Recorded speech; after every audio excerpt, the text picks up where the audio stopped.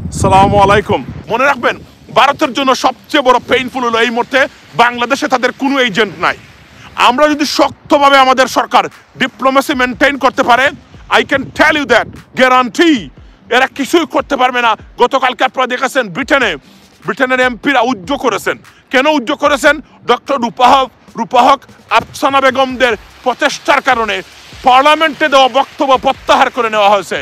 It's a very remarkable এবং unprecedented move on and stuff or আমি যদি বলি incident, ladies and gentlemen. So আমেরিকাতে এটা হতে পারে যদি আমরা ডিপ্লোমেসি আমাদের মানুষটাকে দেখেন। ডক্টর রূপাহক এবং আফসানা বেগমের মতো ব্যক্তি যারা সত্যিকার অর্থে কাজ করেছেন, তারা চ্যালেঞ্জ করেছেন যে কোথায় সমস্যা আপনারা আমাকে দেখান, কোথায় হিন্দু নির্যাতন হচ্ছে আপনারা দেখান, কোথায় মানে কমিউনাল হারমোনি নষ্ট হচ্ছে বা সেক্রেটারিয়ান ভায়োলেন্স কোথায় বাংলাদেশে হচ্ছে আমাদেরকে দেখান। উনি বলছে তারা দেখাতে পারে না, প্রমাণ নাই তো, because it is based on lies, propaganda, misinformation by Indian media. They challenged them and they could not produce anything, any true or factual incident or stuff, ladies and gentlemen. That's why এগুলা কেউ পছন্দ করে না, এগুলা উদ্ভট চিন্তা চেতনা, এগুলা against the decision against the God or Allah's will. So it already. Thank you so much, President Trump. এটা আমি মনে করি এটা সত্যিকার অর্থেই। এবং there are many other issues coming up, ladies and gentlemen. উনি অর্ডার দিবেন একের পর এক। মনে রাখবেন, it's going to be a different America, he said that. The golden age of America just begun from 20th of January, he said that. Now, it's not anything, you cannot take it for granted. We're going to wait what he does, or going to do in the future, ladies and gentlemen, right? It's a common sense. You're right. Hey, you're absolutely right. It's a common sense law. You cannot do that. এটা আস্তাগফিরুল্লাহ। এগুলো কি মানে এগুলা ডেমোক্রেটসরা তারা শুরু করেছিলেন এই দেশে, এগুলা এজন্য গজব চলে আসে। তো প্রেসিডেন্ট এজন্য আমি তার অনেকগুলা বিষয়ের প্রেসিডেন্ট ট্রাম্পের এগুলো আমি পছন্দ করি। তবে আমি এবার পছন্দ যেটা সবচেয়ে বেশি হচ্ছে ভিন্ডিকটিভ স্পিচ নাই এবার, অর্থাৎ ওই যে যেটাকে আমরা বলি যে বিভাজনের বক্তব্য। গো এন্ড চেক 2016 উনি যে বক্তব্য দিয়েছিলেন, উনি বিষ ছড়িয়েছিলেন সেই বক্তব্যে। এবার এটা নাই। নাও সবাই বেনিফিটেড হবে। তবে সবচেয়ে দুঃখজনক যেটা, আমার আতঙ্কের জায়গাটা আজকে বলে রাখি, এই দিনে আমি মনে করি বাংলাদেশ বিরোধী প্রচন্ড ষড়যন্ত্র ভারত করতেই থাকবে। এটা যেন আমরা মোকাবেলা করি, সরকারকে আমরা প্রেশার দিতে হবে, যার যেখানে জায়গা আছে বলতে হবে বি কেয়ারফুল, ঘুমিয়ে থাকবেন না। Conspiracy is going on. Conspiracy against Bangladesh by the Indian authorities being loaded, ladies and gentlemen, or loading right now. বাংলাদেশের জন্য সবচেয়ে পজিটিভ দিক হবে ডক্টর ইউনুসের যে ইমেজটা আছে এটা কাজে লাগাতে পারেন। কিন্তু ভারতীয় লবি যেটা বা ইন্ডিয়ান লবি যেটা আছে, they will always try to harm Bangladesh for sure from their perspective. এবং আপনি যদি মনে করেন যে তারা বসে থাকবে, আপনি you'll make a mistake. No, never. ভারতীয় লবি যেটা, তারা চেষ্টা করবে সর্বোচ্চ পর্যায়ে যে কোনভাবে হোক বাংলাদেশকে ট্রাম্প অ্যাডমিনিস্ট্রেশনের মাধ্যমে ডিস্টেবিলাইজ করা, বাংলাদেশের বিরুদ্ধে অ্যাকশন ক্রিয়েট করা। মনে রাখবেন, ভুলে যাবেন না, they have a serious lobby, বারবার বলছি। There are some very positive stuff, but I mean, despite of having all of them, there are some negative stuffs too. So তারা চেষ্টা করবে সর্বোচ্চ পর্যায়ে বাংলাদেশকে পানিশ করার জন্য চেষ্টা করবে। ব্যর্থ হবে কখন? যদি আমাদের সরকার আমরা যদি ত্বরিত ব্যবস্থা নিতে পারি। আমি আবারও বলছি, টার্কিশ প্রেসিডেন্ট এরদোগান, ইলন মাস্কের মতো ব্যক্তি এখানে আছেন, স্টেট ডিপার্টমেন্ট আমেরিকান বর্তমান প্রশাসনও বাংলাদেশের পক্ষে। যদি আমরা ঠিক মতো ডিপ্লোমেসি মেনটেন করতে পারি, আমাদের ক্ষতি করা খুব টাফ হবে। কিন্তু যদি না করতে পারি, মনে রাখবেন, they have a loving good. এখানে আরেকটা মানে ভালো খবর হলো, আমি জানি না এটা কিভাবে দেখবেন আপনারা, যে ভারতীয় বংশোদ্ভূত বিবেক রামাস্বামী, আমি বলছি না he is a bad guy, he is a good guy too. উনি যেখানে ট্রাম্পের মন্ত্রিসভা থাকার কথা বা ক্যাবিনেটে থাকার কথা ছিল ইলন মাস্কের সাথে, উনাকে বাদ দেওয়া হয়েছে। বলা হচ্ছে উনি গভর্নরের জন্য আপনি ক্যাম্পেইন করবেন। We don't know, but that's not very fishy as well. অর্থাৎ উনাকে বাদ দেওয়া হয়েছে বলতে গেলে। এবং আজকে একটা বারো বিবেক রামাস্বামীর নামও আনেন নাই প্রেসিডেন্ট ট্রাম্প, ইলন মাস্কের নাম এনেছেন, উনাকে ইন্ট্রোডিউস করিয়ে দিয়েছেন প্রত্যেকটা জায়গায়। প্রথমেই বলে রাখি, যারা যুক্তরাষ্ট্রে যাদের আত্মীয় স্বজন আছেন সবাইকে সাবধান করে দিবেন। President Trump, he is going to sign at least 23 executive orders.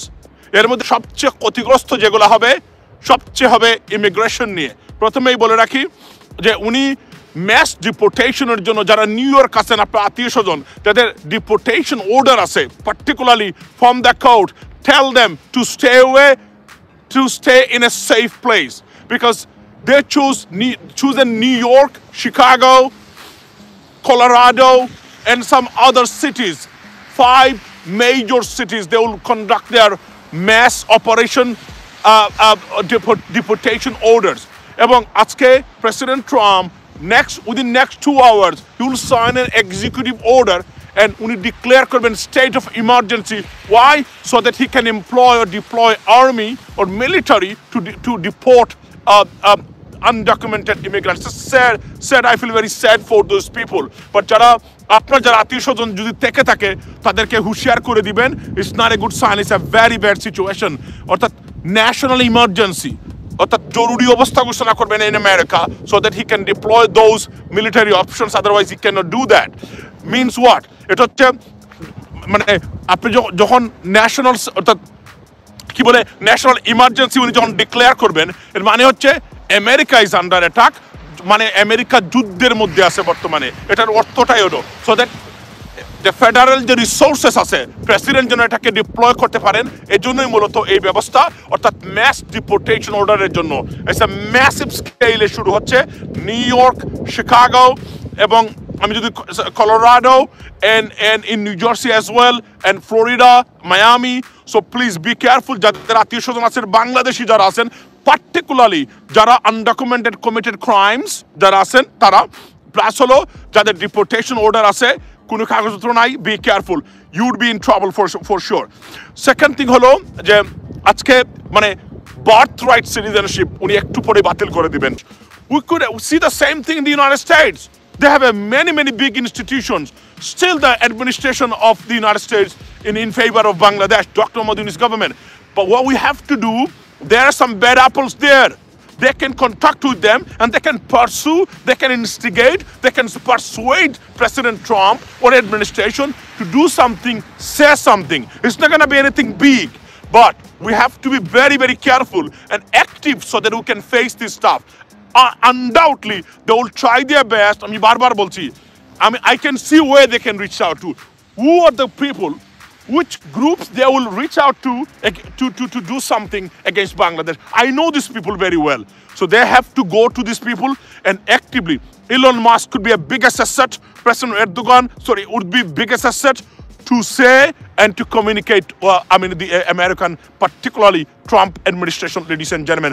On top of it, I would like to say সবচেয়ে পজিটিভ যে দিকটা আজকে আমি লক্ষ্য করলাম নতুন আমি বলছি না সবকিছু চেঞ্জ হয়ে যাবে মনে রাখবেন মুসলিম দেশের বিরুদ্ধে কখন কি হয় বলা যায় না তবে প্রেসিডেন্ট ট্রাম্পের দুদিন ধরে বক্তব্য শুনছি আমি একটা জায়গাতেও গতবারের যে উনি যে স্পিচ দিয়েছিলেন গো এন্ড চেক খালি জঙ্গিবাদ টেরোরিজম সন্ত্রাসবাদ Islamic radicalization not a single word this time.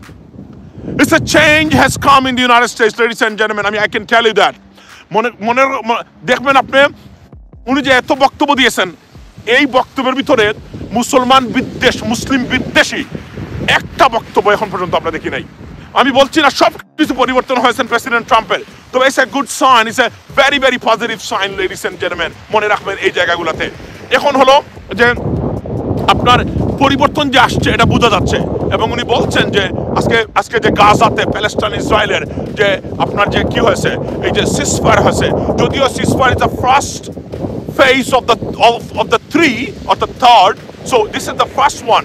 Benjamin Netanyahu কখন কি করবেন বলা যায় না তবে উনারা বলছেন যে ইসরায়েল এই যুদ্ধে পরাজিত হয়েছে সবাই বলছেন এবং প্রেসিডেন্ট ট্রাম্প বলছেন যে এটা শুধুমাত্র এবং উনি না প্যালেস্টাইনিয়ান অথরিটি যারা বলছেন প্রেসিডেন্ট ট্রাম্পের কারণেই এই যুদ্ধ বা সিজফায়ার সম্ভব হয়েছে আর নাহলে অলমোস্ট ইম্পসিবল ছিল এটা উনি যে থ্রেটগুলো দিয়েছেন ভিডিওগুলো আছে আমার কাছে আমি দেখাতে পারবো সবাইকে থ্রেট দিয়েছেন মধ্যপ্রাচ্যের উনি কালকে বলছেন যে আমার আমেরিকা অন্য কোনো দেশকে গিয়ে এখানে মাতব্বরি করা আর তাকে রক্ষা করার জন্য নয় এটাও কিন্তু ইসরায়েলকেও বলেছেন উনি কিন্তু এটা গতকালকে এর মানে হলো আপনি আপনার দেশকে নিয়ে থাকেন ইউ প্রোটেক্ট ইয়োরসেলফ আমরা আমেরিকাকে নিয়ে থাকি এবং আজকে একটু আগে I was watching still going on right now তাদেরকে যেন বলবেন আপনার মনোযোগ দিয়ে যে এরা যেন নিজেকে প্রোটেক্ট করে যারা আনডকুমেন্টেড পার্টিকুলারলি প্রথমে বলে রাখি mass deportations is going to take place in America.